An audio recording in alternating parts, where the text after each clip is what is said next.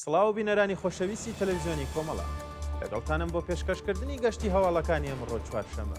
سەرەتاش سەردێڕی چەند هەوا ناڕەزایەتی خەڵکی هەرسین لە ئاسخراپی کەیفێتی ئاو پەرەسەندنی چاندنی خاشخاش لە پارێزگای کرماشان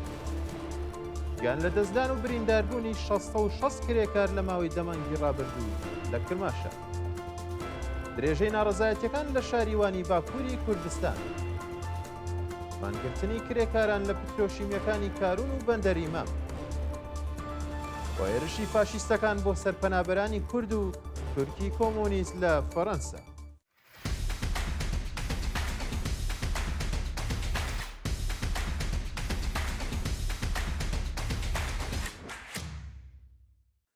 ناڕەزایەتی خەڵکی هەرسین لە ئاسخراپی کەیفێتی ئاو بە پێی هەواڵی گەیشتوو خەڵکی شارستانی هەرسین لە ئاسخراپی کەیفێتی ئاوی خواردنەوە ناڕازین و دەڵێن بەرپرسانی ڕژێم هیچ بایەخێک بە تەندروستی خەڵک نادەن بە پێی وێنانەی بەدەستمان گەیشتووە ڕەنگی ئاوی خواردنەوەی شارستانی هەرسین لێڵ و پڕ لە ڕێخ و خاک و خۆڵە بۆ بۆنەوە زۆربەی دانیشتوانی ئەو شارە تووشی نەخۆشی گورچی لەبوون و بەهۆی گرانی دەرمان زیانێکی زۆری ماڵی و گیانیان پێگەیشتووە کۆبوونەوەی خەڵکی ناوچەی جەلالوەندی کرماشان لە ئەزبڕێنی دارستانەکان بە پێی هەواڵی گەیشتوو ڕۆژی سێشەمەسی ڕێبەندان دانیشتوانی ناوچەی جەلالوەندی سەربەشی فیروزابادی کرماشان لە ئەستاڵانکردنی دارستانەکانی ئەو ناوچەیە ناڕەزایەتیان دەربڕی بە وتەی ژینگە دۆستانی کرماشان ڕۆژانە دەیان مشاری بەرقی لە پێشچاوی ناوەندە پەیوەندیدارەکان لە دارستانەکانی ئەو ناوچەیە کار دەکات و هەزاران داری بەڕوو لەلایەن قازانجپەرستانەوە لە ناوچووە تاڵانچیەکان بە ماشینی نیساندارەکان بۆ کارگەی بەرهەمێنانی خەڵوز دەگوازنەوە بەڵام نە شارەداری و نە بەخشداری پێشیان پێ ناگیرێت پەرەسەندنی چاندنی خاشخاش لە پارێزگای کرماشان بە پێی هەواڵی گەیشتوو چاندنی تۆمی خاشخاش لە شارستانەکانی ڕۆژهەڵاتی پارێزگای کرماشان بە شێوەیەکی بەرچاو زیادی کردووە بە پێوی دوایانەی بەدەستمان گەیشتووە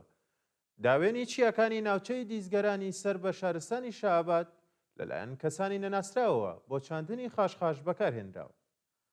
پێشتری چالاکانی مەدەنی سەبارەت بە پەرەسەندنی چاندنی خاشخاش لە شارەکانی هەرسین و سەحنە هۆشداریاندا بوو بەڵام ناوەندە ئەمنیەکان و سپای پازاران پاڵپشتی لەو کەسانە دەکەن کە مادەی هۆشبەر بەرهەم دەهێنن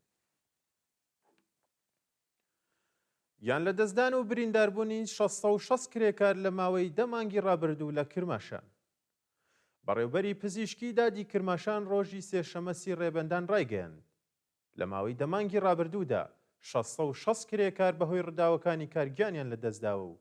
یان بریندار بوون بە وتەی بێهتاشخانی ئاباد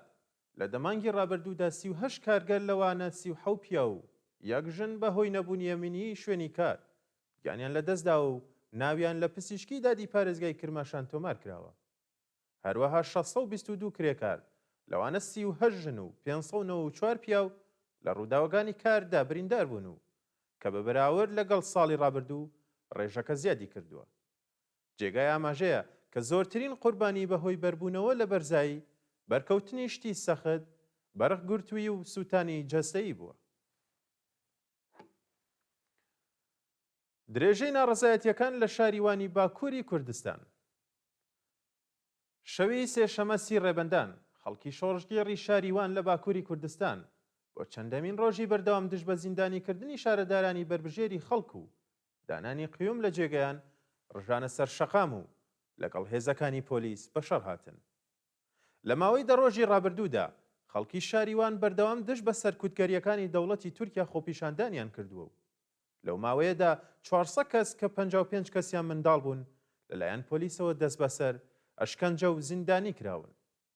چالاکانی سیاسی باکووری کوردستان هۆشداریان بە دەوڵەتی ئەردۆغاندا و ڕایانگەیان قەت کۆڵ نادەن و درێژە بە خەباتیان بۆ گەیشتن بە ئازادی و دادپەروەریەدەن بەردەوامی کۆبوونەوەی کرێکارانی کارخانەی نەساجی لە بروجێرد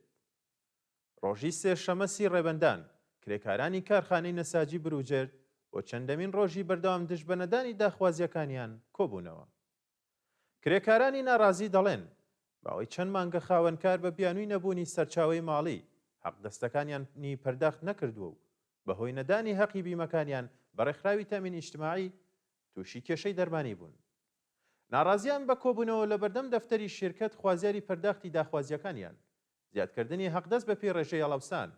تەزمینی ئەمنیەتی پیشەیی و بەهرەمەند بوون لە دەرمانی خۆڕایی بوون.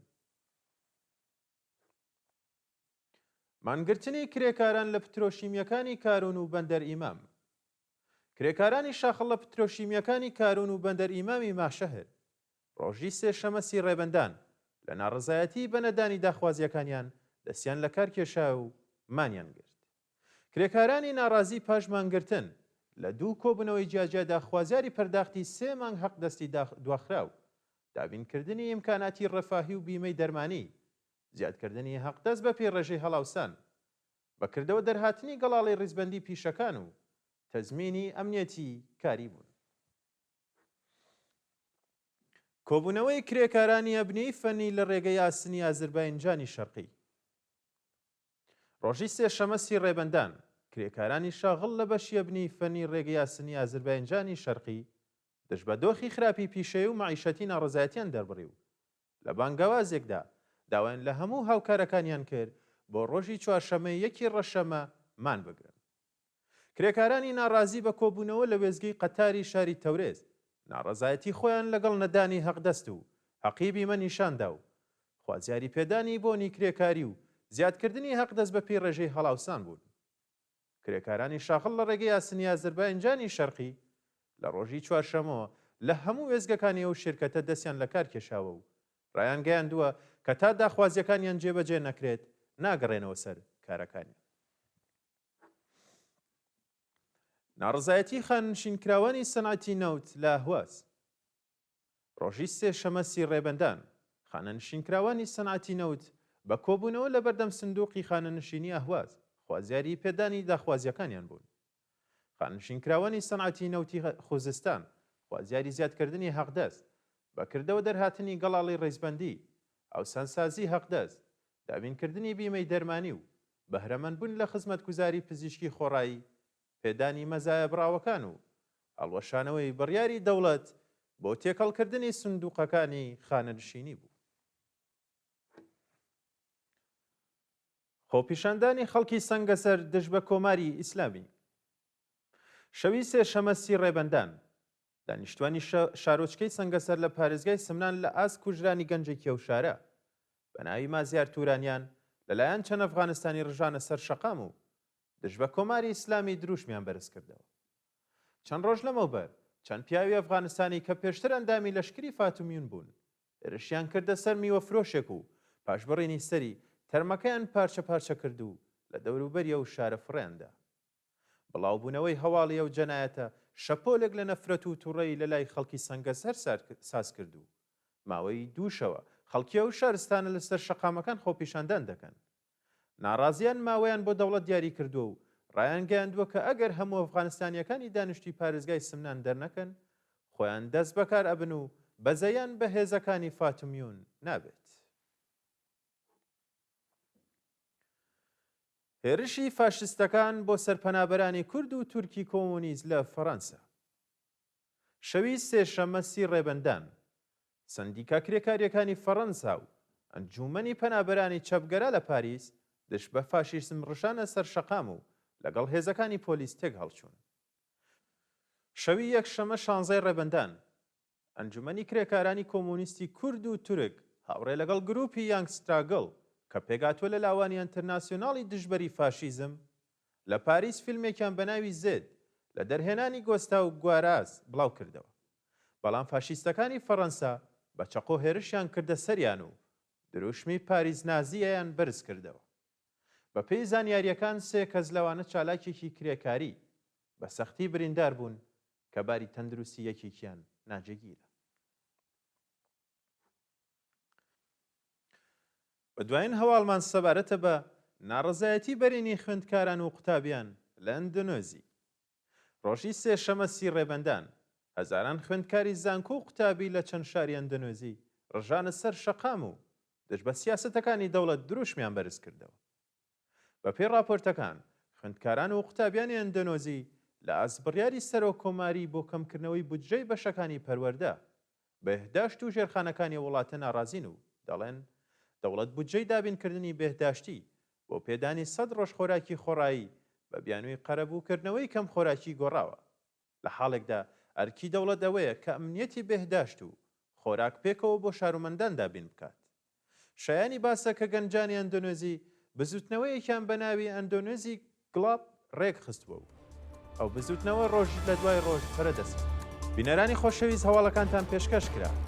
کات و ساتێکی خۆش بۆ هەمووی.